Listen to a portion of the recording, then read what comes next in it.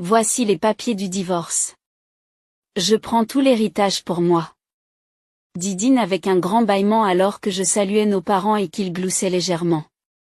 Qu'est-ce que tu racontes? Dans une telle situation, comment pourrais-tu le faire? Ce n'est pas une blague. Tu étais la préférée de papa, alors je t'ai épousée à contre-séure. Je n'ai pas d'autre choix que de reprendre l'entreprise de papa. Ce qui veut dire que tout l'héritage est à moi. Avec le départ de papa, on n'a plus besoin de toi. Bien que son père soit décédé, Dean ne pensait qu'à l'héritage. En entendant les paroles de Dean, j'ai senti que quelque chose que j'avais retenu se brisait soudainement. Mon beau-père m'avait été d'une grande aide, et j'avais enduré pour lui, mais je n'en peux plus.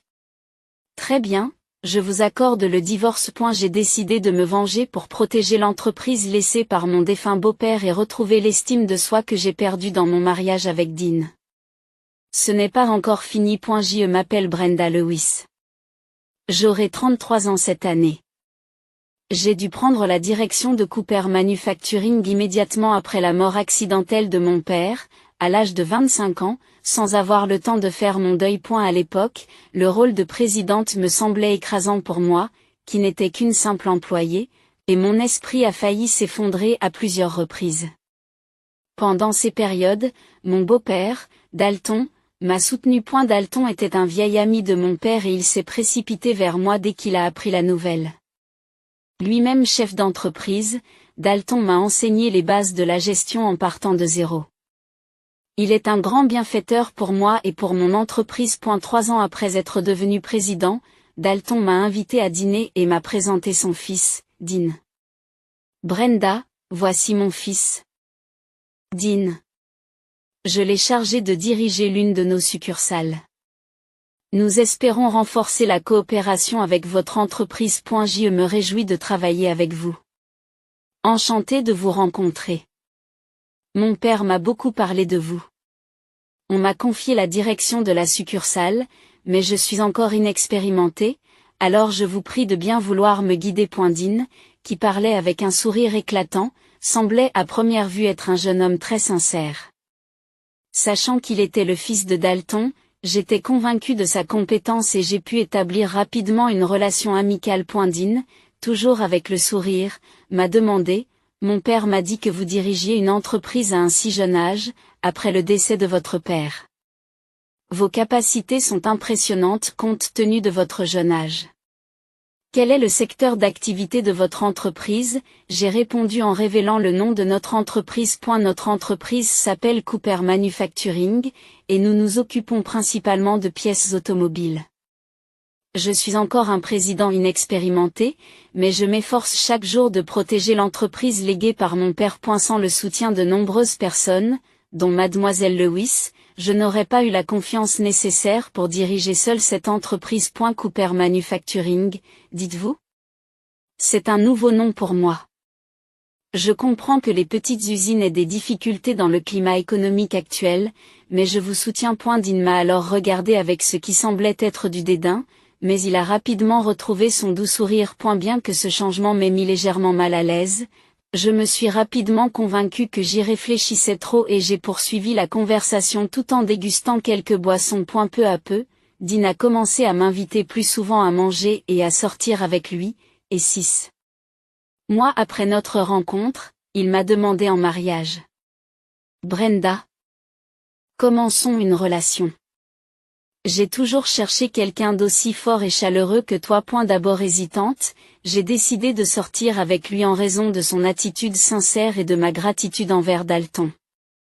Après 1 an de relation, nous nous sommes mariés. Pendant nos fiançailles, Dean a toujours été gentil et m'a traité avec beaucoup d'attention.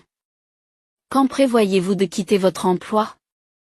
Un matin, 1 mois après notre mariage, Dean m'a posé cette question avec désinvolture alors que je préparais le petit déjeuner. J'ai arrêté le couteau que je tenais. Je n'ai pas pensé à démissionner. Dean a froncé les sourcils, mécontent de ma réponse, et a pris un air malheureux. Et, nous sommes mariés, n'est-ce pas? Bien sûr, ce n'est qu'une branche, mais je suis le président. Le fait que tu travailles malgré ton mariage donne l'impression que mes revenus sont insuffisants, ce qui n'est pas une bonne impression pour les autres employés. Mais cette entreprise est ce que mon père a laissé derrière lui. Je ne la quitterai pas quoi qu'il arrive. Dean renifle avec dédain et poursuit avec une attitude condescendante. Ce n'est qu'une usine de petite ville. Quand on la compare à des grandes entreprises comme la nôtre, on voit bien laquelle est la plus importante. J'ai alors réalisé que le malaise que j'avais ressenti lors de notre première rencontre était dû au fait que Dean méprisait l'entreprise que mon père avait quittée en la considérant comme une simple usine de petite ville. Dean, ce n'est pas la bonne façon de parler. Mon entreprise a des partenaires commerciaux et un personnel important. Je ne peux pas démissionner comme ça. Des partenaires commerciaux et du personnel ? Ce n'est pas grand-chose. N'est-il pas évident que votre entreprise n'est même pas comparable à l'une de nos succursales ? Sa remarque m'a laissé sans voix. Dean ne comprenait manifestement pas la responsabilité que représente la gestion d'une entreprise. Quelle que soit sa taille. J'ai pris une grande inspiration et j'ai essayé de faire face à la situation calmement. Dean, la valeur d'une entreprise ne réside pas seulement dans sa taille. Même si elle est petite, elle a son importance. Mon entreprise aussi. Je comprends, c'est important pour toi.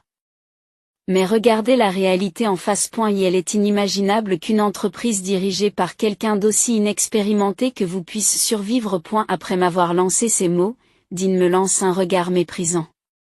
Son attitude était si choquante qu'elle allait au-delà de la colère. Mon père était un président chaleureux qui chérissait ses employés. J'ai toujours admiré mon père pour cela. Mais Dean a insulté mon père. Luttant pour contenir mes tremblements de colère, j'ai à peine réussi à répondre. Dean, nos entreprises sont peut-être de tailles différentes, mais nos employés et nos partenaires sont également importants. Ce n'est pas bien de les rabaisser de la sorte. Et s'il vous plaît, arrêtez de considérer mon entreprise comme une simple usine de petite ville. Et alors, ce n'est qu'une entreprise locale, n'est-ce pas ? Notre entreprise traite divers produits, y compris des automobiles et des appareils électroménagers. La différence d'échelle est évidente.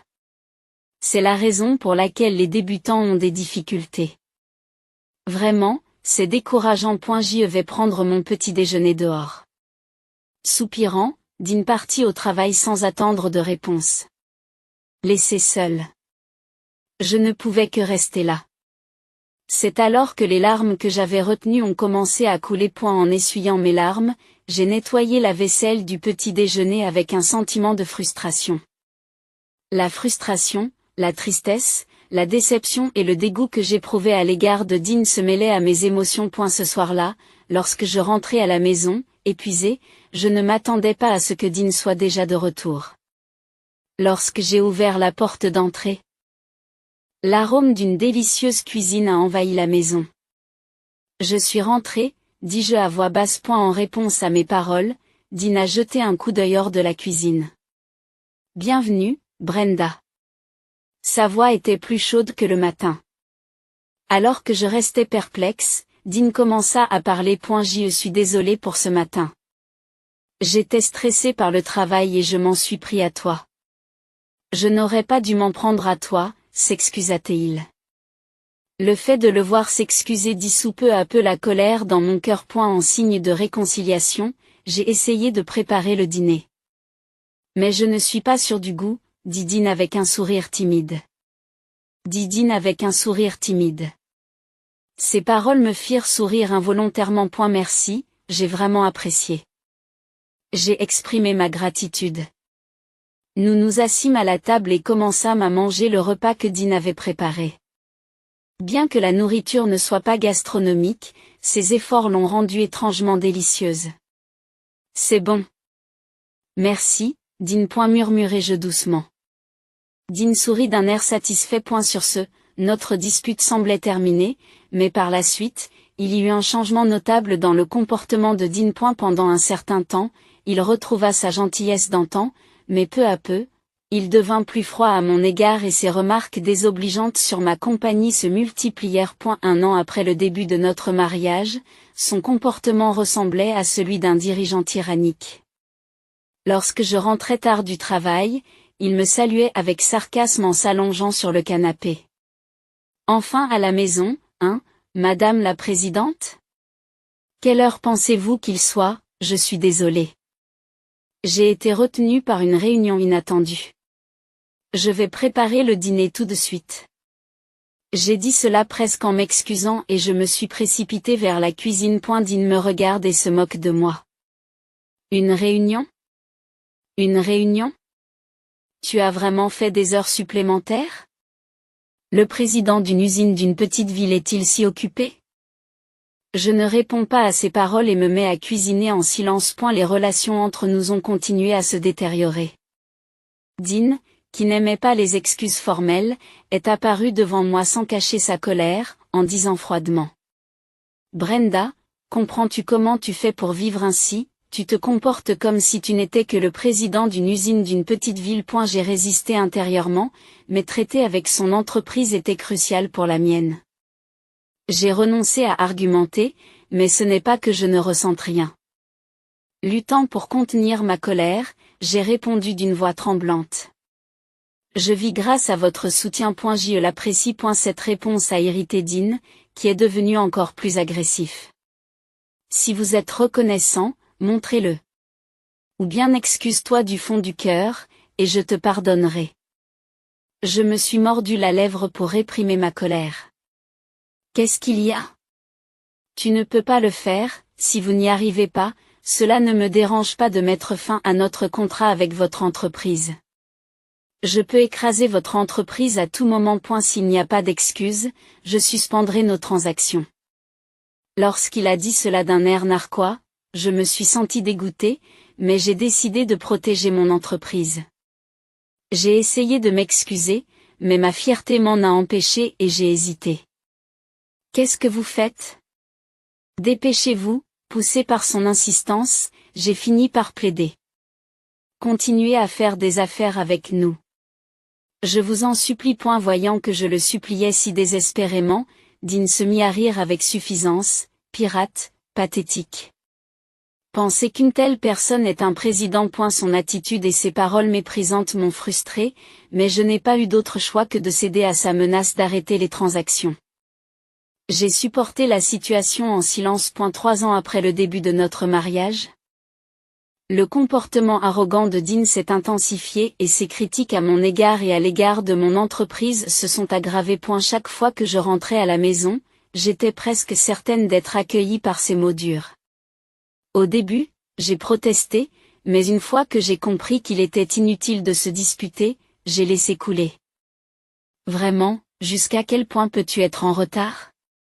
Combien de temps comptes-tu me faire attendre? Il me saluait avec colère et continuait à se plaindre longuement de moi et de mon entreprise. Vous dites que vous avez travaillé tard ces derniers temps, mais votre entreprise est-elle sur le point de faire faillite? Ne vous inquiétez pas, si elle échoue, je vous embaucherai une fois qu'elle sera ruinée. J'y répandrai la rumeur qu'une femme incompétente a détruit son entreprise. En disant cela, j'ai ressenti de la rancœur à son égard, mais je savais qu'il était inutile d'argumenter, alors je suis restée silencieuse. Peut-être insatisfait de mon attitude, la colère de Dean n'a fait que croître et il n'a cessé de se plaindre auprès de moi. Vous n'avez vraiment pas conscience de ce qu'est un président. Un président est censé être le chef de l'entreprise, mais tu ne peux rien faire d'autre que de t'occuper de moi. Et si je n'étais pas là, tu ne pourrais rien faire du tout, alors essaie de me faire plaisir. Sur cette dernière accusation, il se dirigea joyeusement vers la chambre à coucher. Ressentant à la fois de la colère et du vide face à l'attitude de Dean, je fis tranquillement le ménage. J'étais complètement épuisée par ces routines quotidiennes, et vivre avec Dean était devenu un supplice. Pourtant, je rêvais du jour où je pourrais renverser la vapeur, et pour l'instant, je ne pouvais qu'endurer. Ce jour est devenu inoubliable. J'ai reçu un appel m'informant que Dalton, mon beau-père, était tombé malade. Lorsque je me suis précipitée à l'hôpital, j'ai appris qu'il était inconscient et dans un état critique. Lorsque je suis entrée dans la chambre d'hôpital, Dean se tenait debout, l'air perdu. Je me suis approchée doucement et j'ai pris la main de Dalton. Beau-père, ai-je dit à voix basse. Il m'a semblé que sa main avait légèrement bougé, mais c'était peut-être mon imagination. Le lendemain matin, Dalton est décédé sans bruit. Le jour de l'enterrement, j'ai porté des vêtements noirs du matin et je suis entré discrètement dans la salle où les gens se rassemblaient. Le nombre de personnes présentes montrait à quel point Dalton était aimé. Dans cette atmosphère solennelle, j'ai salué poliment chaque personne en deuil et j'ai cherché Dean. Dès que je l'ai aperçu, une scène incroyable s'est déroulée devant moi. Dean, en tant que principal endeuillé, arborait une expression inappropriée et ennuyée et bâillait de temps à autre, semblant ignorer les marches froides des visiteurs. Dean, l'ai-je interpellé à voix basse. Et elle se tourna vers moi et son expression changea momentanément, mais il sembla bientôt se désintéresser de la question et revenir à son comportement antérieur. Je pris une profonde inspiration et me promis de rester calme. Est-ce que tu salues correctement les gens qui sont venus pour les funérailles? Dean s'est moqué de moi avec dédain, a sorti son smartphone et m'a répondu froidement. C'est trop de tracas, débrouille-toi tout seul. Je l'ai regardé avec étonnement ouvrir une application de jeu. Dean, l'enterrement de ton père a lieu en ce moment même. Dis-je d'une voix tremblante, essayant d'attirer son attention, mais il continua à m'ignorer, absorbé par son smartphone. De temps en temps, le son de son jeu perçait le silence ambiant et je pouvais sentir les escaliers glacés des participants.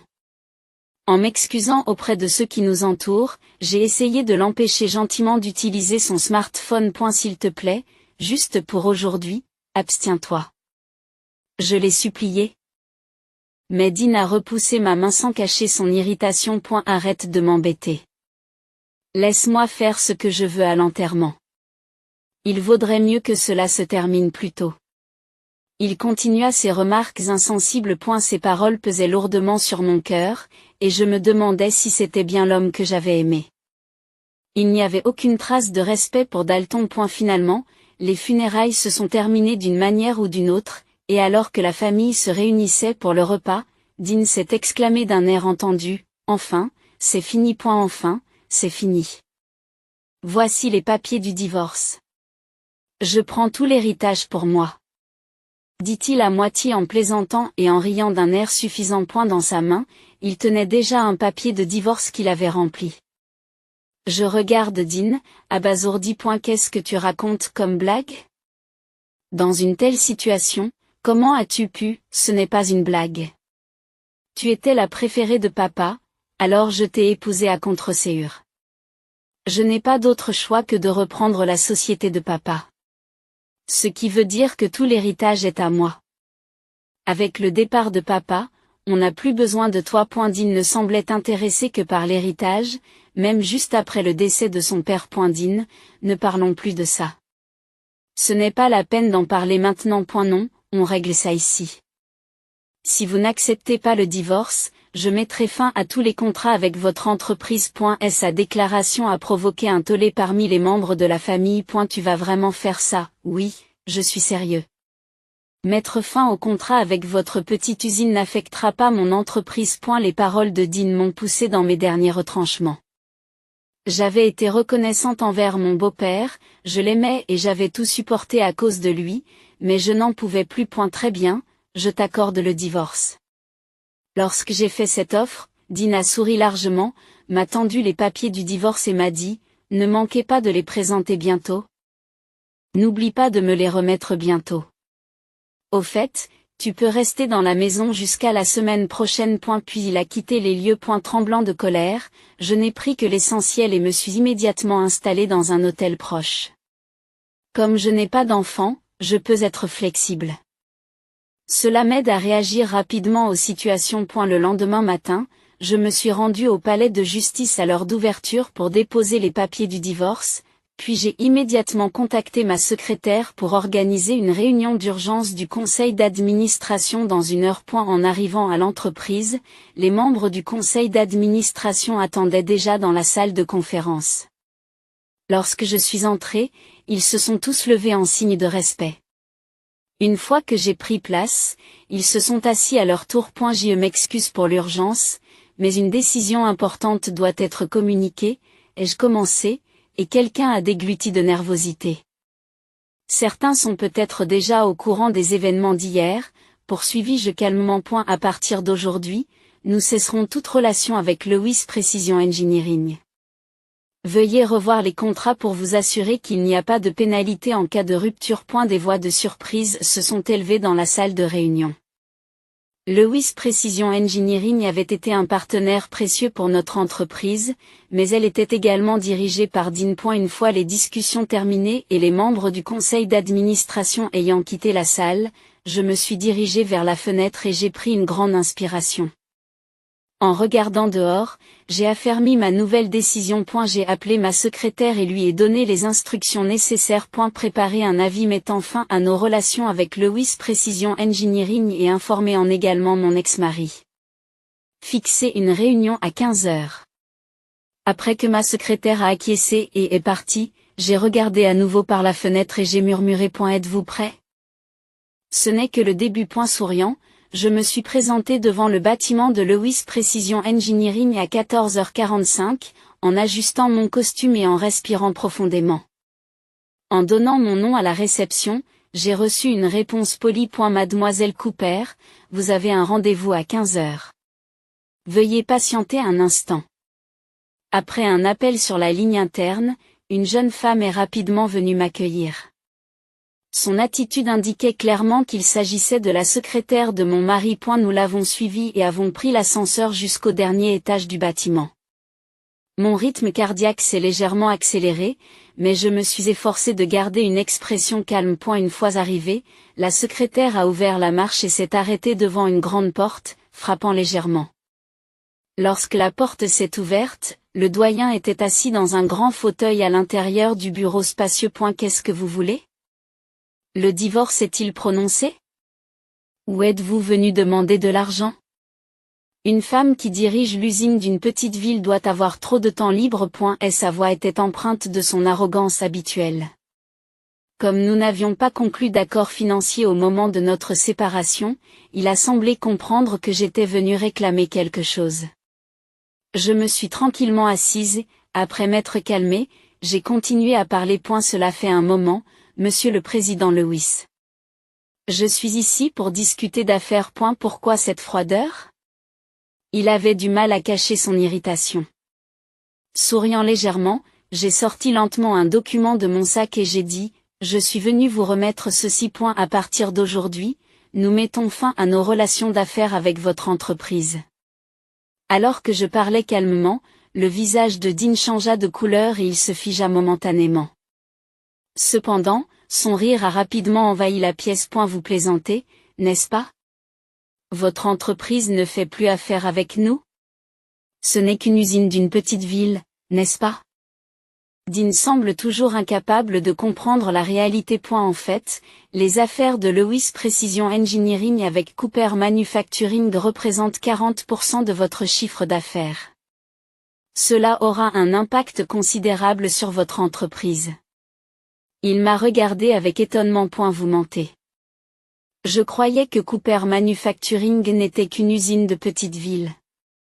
Vous ne le saviez pas du tout, n'est-ce pas? Cooper Manufacturing emploie en fait 9000 personnes et a un chiffre d'affaires annuel d'1 milliard de dollars. C'est absurde. Alors qu'il s'apprête à dire quelque chose, sa secrétaire lui transmet discrètement un message. À ce moment-là, le teint de Dean a changé radicalement et est devenu pâle. En pensant à l'impact considérable que la résiliation de notre contrat aurait sur son entreprise, un sourire n'a pu s'empêcher de se dessiner sur mon visage. Mais je n'ai jamais entendu une telle chose de ta part. Vous avez simplement supposé que vous aviez entendu le nom de l'entreprise. J'ai simplement suivi ce que vous avez dit. Mettre fin aux activités de Cooper Manufacturing n'affectera pas mon entreprise, c'est ce que vous avez dit, n'est-ce pas? J'ai répété ces paroles calmement, en soulignant à quel point elles avaient été cruciales pour la survie de son entreprise. Cette rupture pourrait signifier la fin de son entreprise. Il a semblé s'en rendre compte car son visage est devenu encore plus pâle. Il semble s'en rendre compte, car son visage pâlit encore. J'ai mal compris que Cooper Manufacturing était une simple usine de petite ville. D'ailleurs, si vous gagnez autant, pourquoi portez-vous toujours des vêtements aussi simples? Vous plaisantez, n'est-ce pas, Brenda? Dean, auparavant plein d'assurance. Plaide maintenant faiblement. Tu ne comprends vraiment rien. Je ne fais que suivre les enseignements de mon père. Je soupire profondément et le regarde attentivement. Mon père méprisait l'étalage de la richesse et en comprenait bien les risques. C'est pourquoi je vis modestement, tout le contraire de vous qui dilapidez l'argent. Alors que je souriais gentiment, le visage de Dean devint rouge de colère et d'embarras, et il se tut. Ce n'est pas parce que nous sommes divorcés que je veux mettre fin à nos relations. Faire des affaires avec Lewis Precision Engineering a en effet été profitable pour nous. Cependant, les récents problèmes de qualité et les retards de livraison. J'ai interrompu ma phrase et j'ai regardé Dean en face. Et la raison principale, ce sont vos manquements moraux. Tu t'es dérobé à tes responsabilités de chef des funérailles de ton père et tu m'as tendu un papier de divorce sous le regard de nombreux parents. Tu as déclaré que tout l'héritage était à moi. J'étais ivre. J'étais triste de la mort de mon père et j'ai bu quelques verres avant les funérailles. Ce n'était pas intentionnel. Pendant les 3 années qui ont suivi notre mariage, tu m'as regardé de haut. Tu n'as jamais compris ma profession, tu n'as fait que me critiquer et m'insulter. Et hier, tu as montré ton vrai visage. Si ce n'est pas ça, qu'est-ce que c'est? Dean resta silencieux, incapable de trouver ses mots. Traiter avec quelqu'un qui n'a pas de telles normes éthiques représente un risque pour la manufacture Cooper. C'est pourquoi nous mettons fin à nos relations. Brenda, je t'en prie, reconsidère ta décision. Notre entreprise va sombrer. Alors que Dean plaidait d'une voix faible, j'ai répondu par un sourire froid. Votre entreprise se portera bien, n'est-ce pas? Je me souviens que tu as souvent dit que je pouvais la racheter à tout moment si je le voulais vraiment. Le teint de Dean est devenu d'une pâleur fantomatique. Dean n'avait probablement jamais imaginé que ses propres mots reviendraient le hanter de la sorte. Espèce de salaud. En disant cela, Dean se leva et balança son bras vers moi avec colère. À cet instant, son mouvement se figea en plein vol. Tu as vraiment l'intention de me dominer? Vas-y, essaie. Et si vous commettez des violences ici, la réputation de Lewis Precision Engineering ne fera que se dégrader. De plus, s'en prendre à la présidente de Cooper Manufacturing serait encore plus déshonorant. Ma réponse calme fit trembler la main de Dean. Bon sang. Rempli de rage, il a lentement baissé la main. C'est un adieu. L'adieu. Sur ce, je quittai la pièce.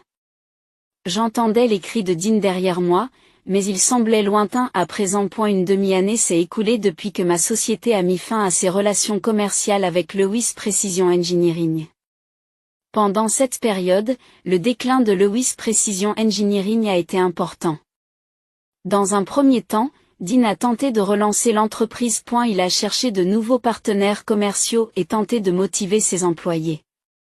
Mais une fois que la fin de nos relations a été rendue publique, la crédibilité de son entreprise a rapidement décliné. 2 mois plus tard, d'importants clients ont commencé à annuler leurs contrats les uns après les autres, et Dean a commencé à offrir des conditions commerciales excessives, ce qui a encore nui à la réputation de son entreprise. 4 mois plus tard, Lewis Precision Engineering est confronté à des difficultés financières, les paiements aux employés sont retardés et le personnel commence à démissionner ou à partir dans d'autres entreprises. La faillite de Lewis Precision Engineering semblait inévitable. Ce jour-là, j'ai reçu un appel téléphonique. Bonjour, Brenda, la voix était rauque et difficile à entendre. Mais j'ai immédiatement reconnu Dean. Qu'est-ce qu'il y a?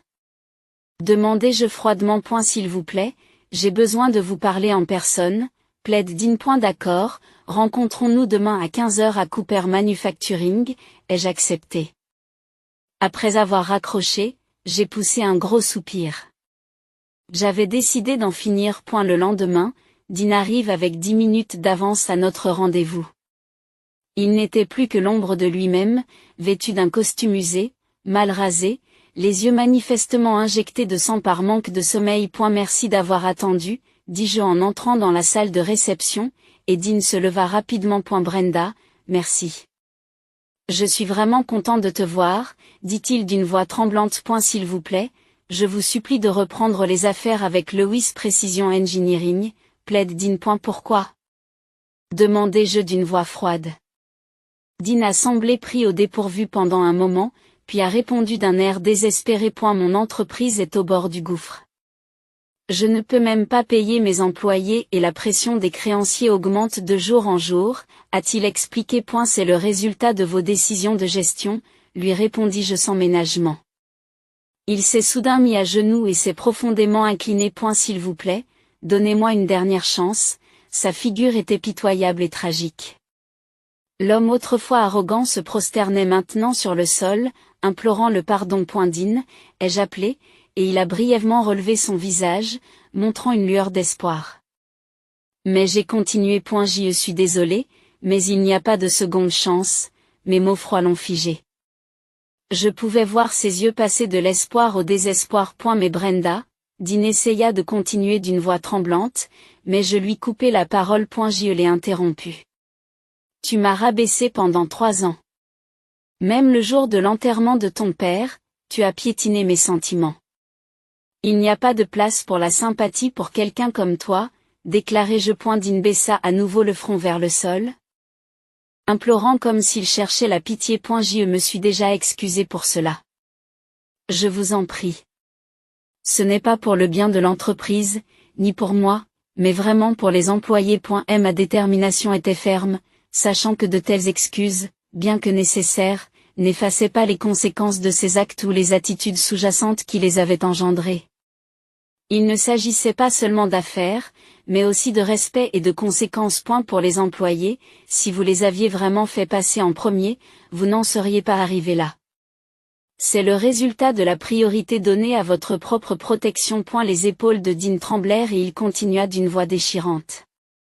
S'il vous plaît, ne m'abandonnez pas. En réponse à la supplication de Dean, j'ai calmement noté l'heure. C'est l'heure. Président Lewis, veuillez partir pour aujourd'hui. À ce moment-là, la secrétaire entre dans la pièce. Elle prit Dean par la main et essuya doucement son visage baigné de larmes avant de le raccompagner. Vers midi, je suis descendu dans le hall d'entrée, où Dean se tenait toujours debout. Il m'a regardé, semblant sur le point de dire quelque chose, mais il a été interrompu par l'apparition soudaine d'une tierce personne. Président, puis-je avoir un moment de votre temps, demanda cette personne à voix basse.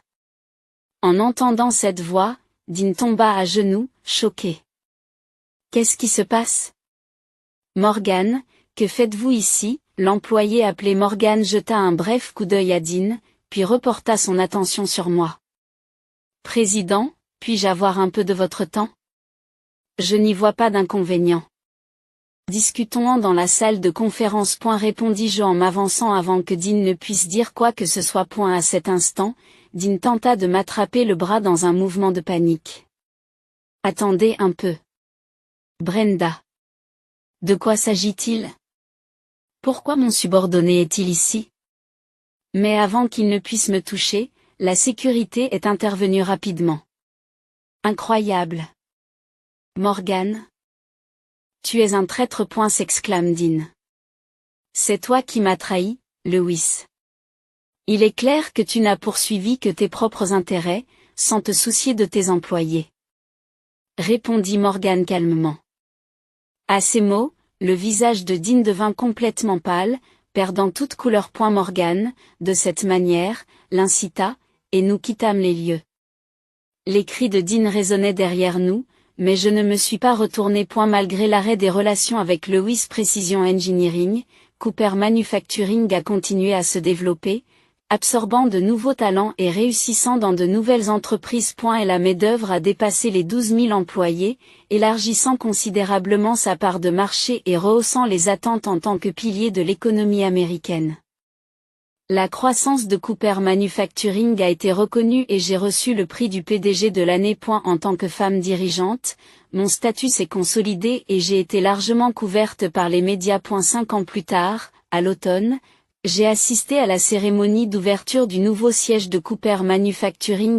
Du dernier étage de ce bâtiment, j'ai contemplé la vaste vue de New York, en réfléchissant au parcours qui nous avait menés jusqu'ici.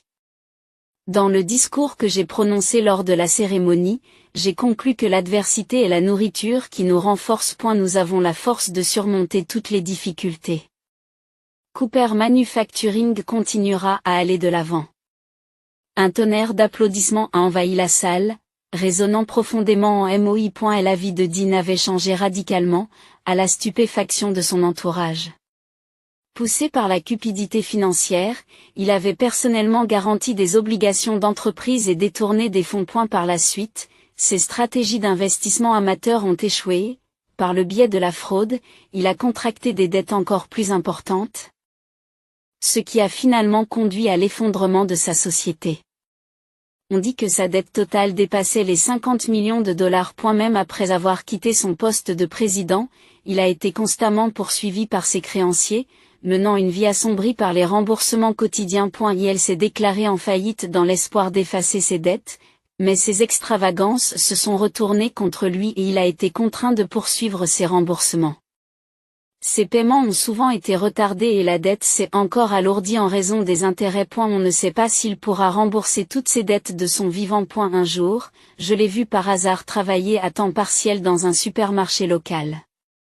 Il avait l'air beaucoup plus âgé que la dernière fois que je l'ai vu, avec des cheveux clairsemés et un regard vide, un contraste saisissant avec l'homme qu'il était autrefois. À côté d'un magazine titrant Cooper Manufacturing Président, Among the Top 10 in Annual Income, il approvisionnait silencieusement les rayons. En le voyant, j'ai ressenti un mélange d'émotions. L'homme qui m'avait autrefois regardé de haut était maintenant dans une telle situation. J'ai détourné le regard et j'ai quitté les lieux en silence. Ma vie privée a commencé par la rencontre d'un homme très séduisant il y a 3 ans. Cette rencontre a abouti à notre mariage à la fin de l'année dernière. Il me soutient dans mon cheminement de carrière et appuie fortement mes choix professionnels. Nous avons construit une belle relation dans laquelle nous nous soutenons mutuellement et évoluons ensemble. Actuellement, nous profitons de la joie d'attendre une nouvelle VIE.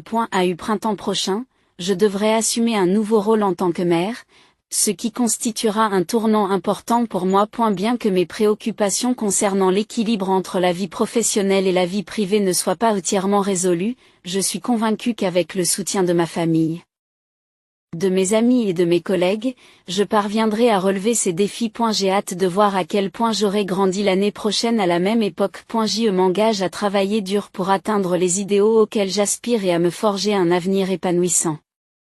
Dans le décor grandiose de New York, je souris tranquillement. Mon expression est empreinte d'un sentiment d'accomplissement et d'espoir. Je ferme doucement les yeux et je parle à mon défunt père dans mon cœur. Papa, la vision que tu as eue un jour pour l'entreprise, je l'ai concrétisée.